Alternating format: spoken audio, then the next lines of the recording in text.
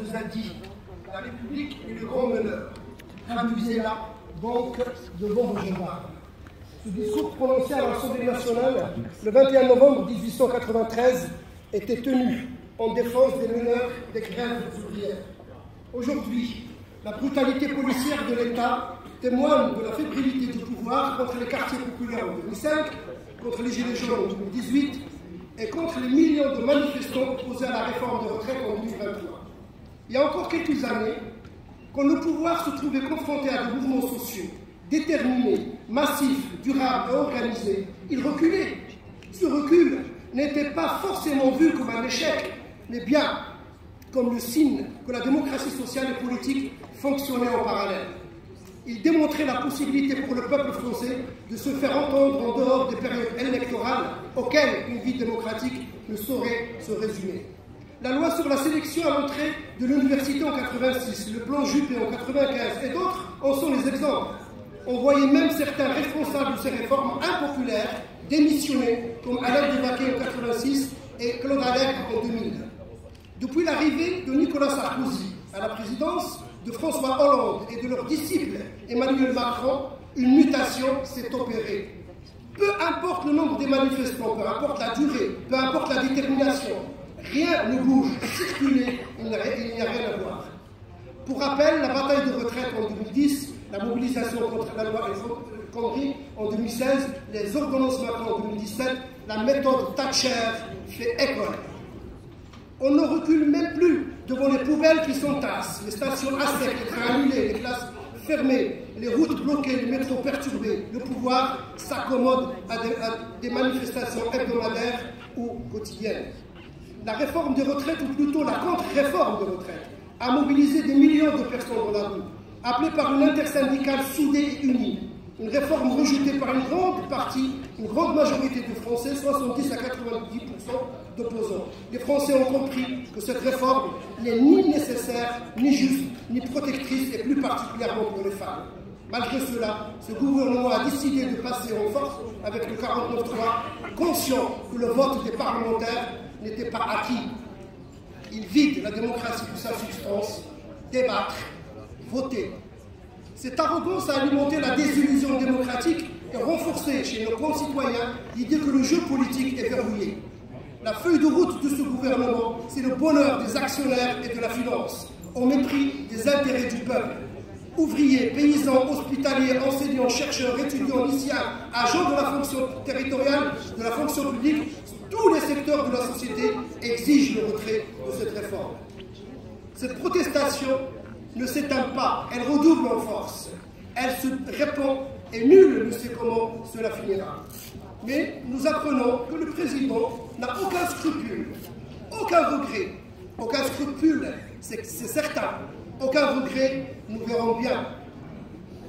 On ne piétine pas la dignité de tout un peuple infiniment. La France qui défile, c'est celle qui fait et qui fera l'histoire, celle des jours heureux.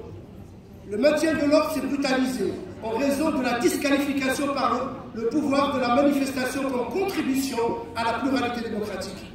Le recours massif aux armes dites non létales blesse, mutile, tue. Nous ne pourrons jamais oublier Rémi Fraisse, mort à l'âge de 21 ans.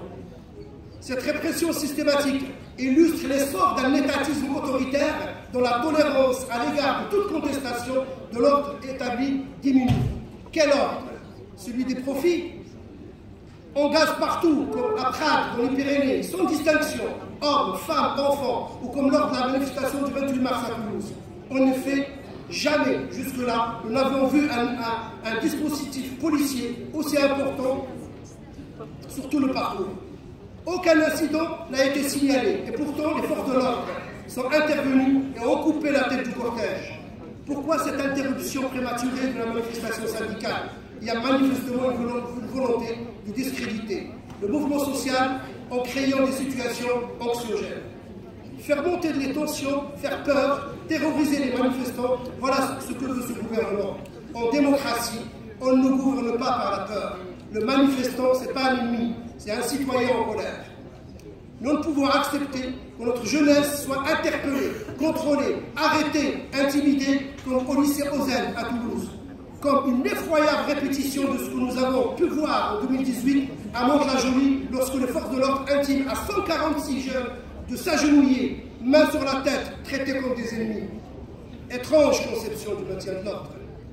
Et les enchères montent encore. À Albi, l'arrestation à 6 h du matin, à leur domicile, à plusieurs militants et responsables syndicaux. Triste souvenir qui nous rappelle les périodes les plus sombres de notre histoire. Ce gouvernement est en train d'endommager gravement le consentement républicain. Prenons garde à ces dérives autocratiques qui ne peuvent déboucher que sur des lendemains non maîtrisés. Ce président s'est enfermé dans une vision étriquée et défaillante de la légitimité démocratique.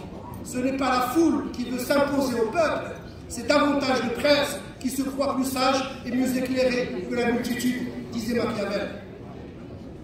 Sortir de cette violence et apaiser, c'est tout d'abord et avant tout retirer cette réforme impopulaire. Ensuite, il faudra suivre les recommandations du rapport de la commission d'enquête relative à l'état des lieux, à la déontologie, aux pratiques et aux doctrines du maintien de l'ordre du 20 janvier 2021. Je vous invite à le lire, je ne vais pas le développer ici. Ces préconisations sont bien loin de ce que nous pouvons observer à ce jour, une militarisation du maintien de l'ordre. En effet, ce régime manipule notre police républicaine pour la mettre au service des puissants, ceux qui veulent mettre la main sur nos vies, nos retraites, notre sécurité sociale et nos services publics. Après avoir organisé la séparation de l'État et de la religion, nous devons aujourd'hui organiser la séparation de l'État et de la finance. Enfin, je conclurai en disant que nous sommes face à un gouvernement isolé qui impose sa volonté au peuple, au lieu de répondre aux questions sociales et environnementales qui se posent à nous toutes et tous, et dont la réponse ne peut être que collective. Il divise, il utilise des mots honteux et irresponsables comme ceux du terrorisme intellectuel qui favorise la montée de l'extrême droite. Depuis 20 ans, on y répète à longueur de journée la formule imbécile, la sécurité est la première des libertés. Nous disons que la liberté individuelle et collective, le droit est la première des sécurités. Il faut inverser le postulat. Sinon, il n'y aurait pas de pays plus libre que celui de Staline, Poutine, Franco ou Mussolini. Enfin, M. Baudin, pourriez-vous sortir de votre silence et nous dire, et c'est une question d'honnêteté politique et intellectuelle, êtes-vous pour ou contre cette réforme de la retraite? Et je conclurai pour dire, nous aussi, le groupe AMC, nous demandons une interruption de séance pour pouvoir rejoindre le mouvement social. Merci. Merci, M. Mélard. Je donne la parole à Sacha Briand.